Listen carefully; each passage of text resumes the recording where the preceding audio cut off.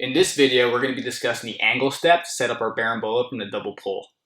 So let's assume that we both pulled guard, so there's no De La Riva connection. So unlike the knockdown where I already have the De La Riva facilitating our entry into the Berimbolo, we're starting from square one. There are no grips, there's no De La Riva hook.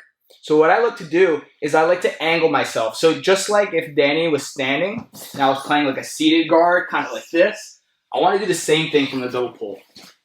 So my hand's up, I'm angling myself, I'm going to make a grip right next to the knee here. The reason I'm making this grip is to be able to toggle his knee towards the inside.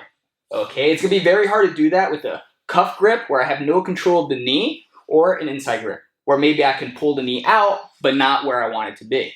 So I'm going to be looking to make a grip on the outside. You can reinforce with your own leg if you want. Sometimes we're just in a rush for time. We only have 20 seconds to work from the double pull. So we're looking to just grab and then angle step right away. So when I say angle step, what I'm looking to do is I'm looking to step to create an angle. All right. The angle being the angle we want to be in to get our De La Riva hook. So just like if Danny was standing, right, and we're playing De La Riva, and all his weight's on the back leg, let's say.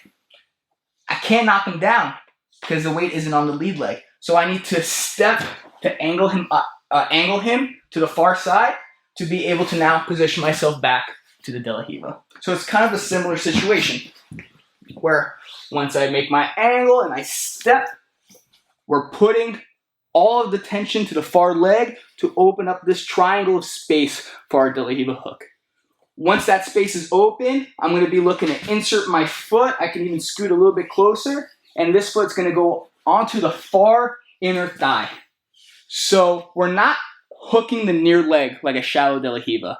We're actually looking to step across past the near hip to the far hip. This way I can apply tension with both feet on the far side, making it super hard for Danny to turn his knee.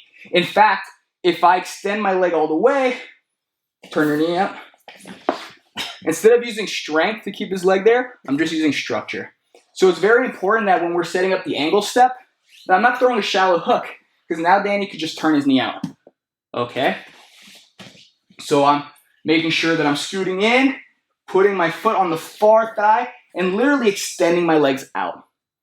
All right? From here, we're going to now look to make our grips.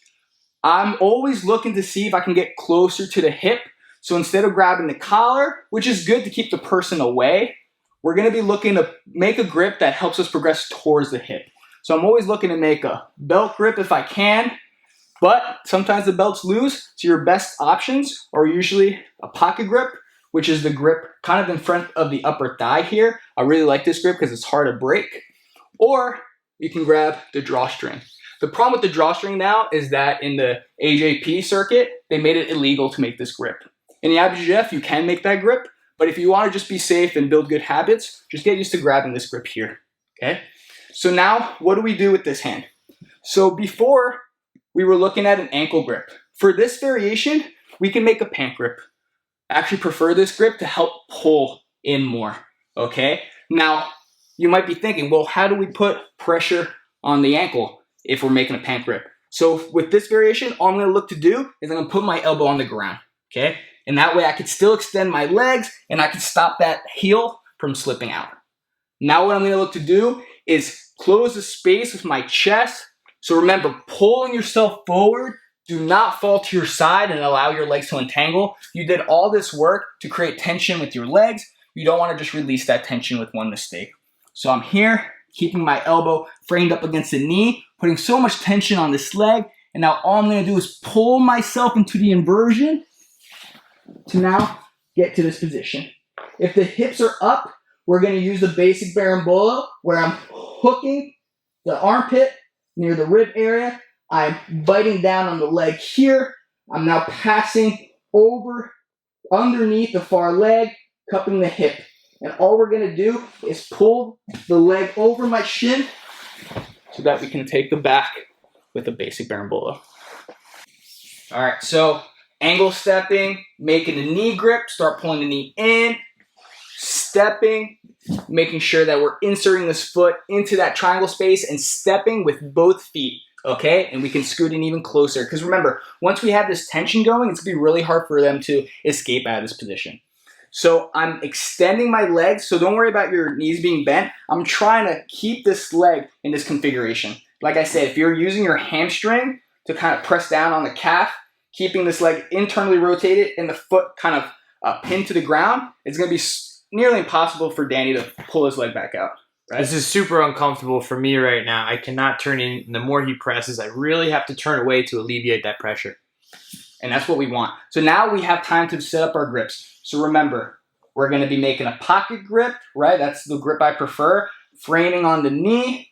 This hand, we could be grabbing the heel, but for this variation, I like to grab the pants because I like to just get the feeling of me pulling myself forward. I'm basically essentially doing a rowing motion here with my arms. So I drop my elbow to the ground, and basic principles of Berimbolo, remember, we're trying to beat the knee line by pinching our knees around the knee. We're pulling ourselves forward, okay? We're not falling to our side. We're shrugging our shoulders, okay? So we get to this position here, pulling myself forward, coming up to my shoulder, pinching our knees so that we beat the knee line. And now let's say that their hips stay on the ground. So now I'm just going to perform a stacking variation, right? Because we want to be able to lift the hips if the weight's on the hips. And then we're going to take the back from here.